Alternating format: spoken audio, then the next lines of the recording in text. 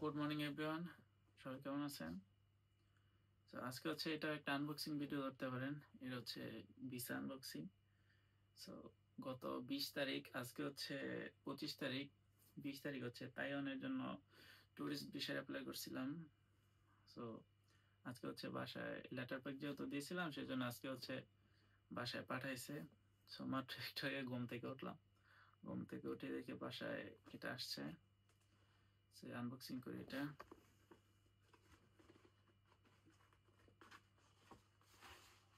তো শুধু পাসপোর্ট, আর কিছু নাই।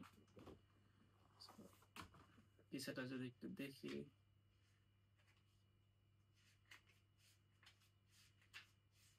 এই যে এ হচ্ছে আমার তাইওয়ানের ভিসা।